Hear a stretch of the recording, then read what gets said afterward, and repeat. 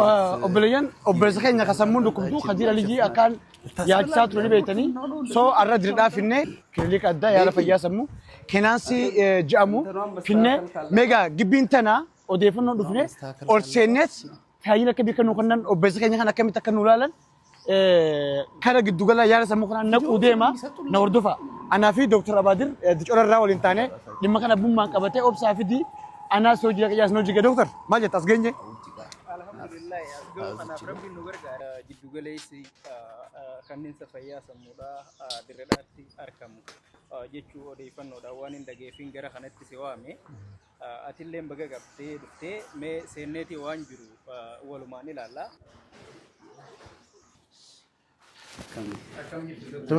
Akkam jirtu nagaa fayyaadha. Dr. Tawfiqi keenaansi kilinika jaamu information dhageenyee gara keessan patientii kana qabannee dhufne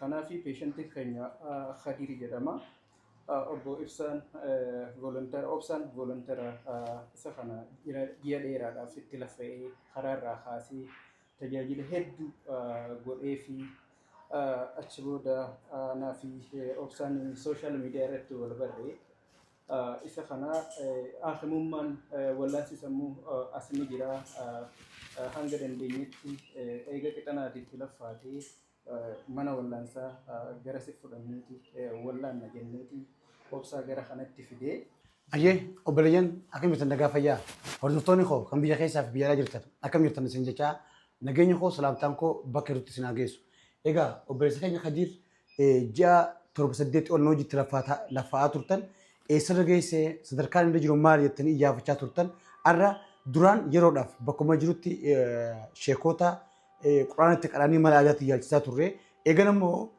sooshaal miidiyaatti yaalli gartee dhibee sammuu giddugala keenaansi kajamu dhageenye soo isa kana bira finnee as argamaa darajaan irra jirrus gara giddugala isaanii finnee dhufnee asirraa kanaaf Khadiir kana booda isteepmenti taanu maal ta'a akkam godhamaa yookaan asumaan namoonni bifa Khadiir kanatti iddoo adda addaa Harargee lixaa Harargee bahaa magaalaa Dirredhawaa namoonni keenya kan dhibee sammuutiin ijoollee yuunivarsiitii irraa baatee ijoolleewwan hayyoonni meeqa daandiirra faca'anii jiran giddugalli yaala sammuu keenaasin immoo namootan akkanaa kanarratti hojjechuudhaaf kilinika banee qophaa'ee nu eegaa jira nus sanirraa fayyadamaa ta'uudhaaf arra Khadiir qabnee dhufne isaan bira jirra maal akka nuun jedhan akkamitti akka nu tajaajilan karaa isaaniis hin dabarsaa መጀመሪያ እንኳን ወደ ክሊኒካችን በሰላም መጣችሁ። እንግዲህ ክሊኒካችን ቤካንሲ ልዩ የአእምሮ ሕክምና ክሊኒክ ይባላል።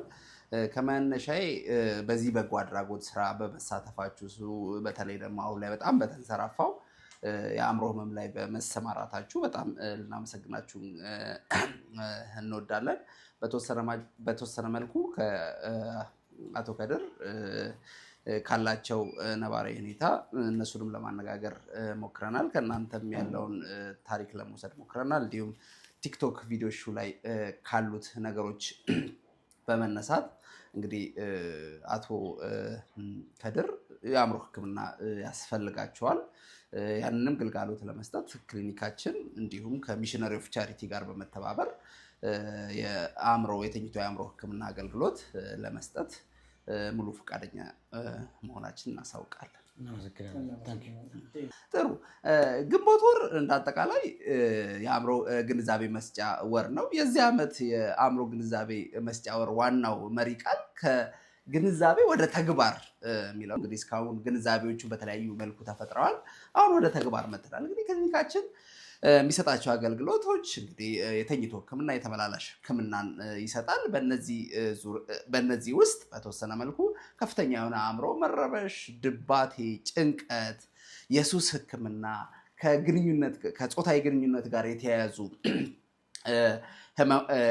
ህመሞች ህክምና፣ የሱስ ህክምና፣ የህፃናት የአእምሮ ህክምናን እንሰጣለን። እንዲሁም ደግሞ ለድርጅቶች አንዳንድ ሰራተኞች እንደው የአእምሮ ጤናቸው እንዴት ነው ብቁ ነው ወይ ለስራ የሚል ማረጋገጫ ሲፈልጉ የአእምሮ ጤና ምዘናን እንሰጣለን። ዋናው መሪ ቃላችን አእምሮ መንከባከብ ህይወትን መጠበቅ ነው። እናመሰግናለን።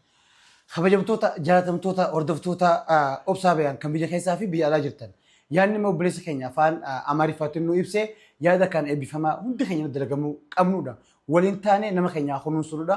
Kanaaf hubannoorraa gara hojiitti akkuma inni isaan jedhan namoota dhibee sammuu qaban hubannoon wal gahee jira. Akka daandiiraaf dhumeenni waan godhan. Gara giddugala yaalaa fiduun immoo nuuf waan ta'eef isaan immoo hara hojiitti deebi'anii jiranii akka bahaatti Harargee lamaanii fi Dirreedawaa dabalatee isaan biratti akka tajaajilamnu Usmaan ergaa isinii dabarsa. አድራሻችን ያለው ድሬዳዋ ከኦርቢት ሆቴል ወደ አውራ ጎዳና የሚወስደው መንገድ ላይ ከማርያም ሰፈር ትምህርት ቤት አጠገብ እንገኛለን። ገለቶማ ነው ኦፕሬሽን ከዲር ክላስን ጭብስ ነው በከተና ክሊኒክ ኩን ኢዶ ቱርሲያት ቢቀርኒ ክላሲ ኩንሞ ፋሚሊ ጉቶ ጂኒ ዱኩሰፋን አስንጪሳ ማቲን ሳኒ እሺ ዶክተር እዚህ ጋር ደግሞ ምንድነው ይሄ ላብራቶሪ ክፍላችን ነው። ለአእምሮ ሕክምና ላይ ሶስት ዋና ዋና እንትኖች አሉ። የመድኃኒት ሕክምና አለ፣ የንግግር ሕክምና አለ፣ ሳይኮቴራፒ ምንለው፣ ሶስተኛው ደግሞ የማህበረሰብ ሕክምና። አሁን እየሰጠን ያለነው የማህበረሰብ ሕክምና ነው። ማህበረሰቡ ስለ አእምሮ ጤና እንዲያውቅ ምን ማድረግ አለበት የሚለውን እንዲለይ ነው እያደረግን ያለነው። እናመሰግናለን። ኦርቶዶክስ ከኛ ሁበኖ ጋር አርከተን ጀነት አበናረይ ከናፍ ኦብለየንኮ ዱመረት ማልንስ ኒዳማ ገረ ድሬዳዋ ዱፍተኒ yaala giddugala agartee dhibee sammuu keenyaas dhuftanii akka irraa tajaajila fudhatan gamanuu maaluu isin afeera.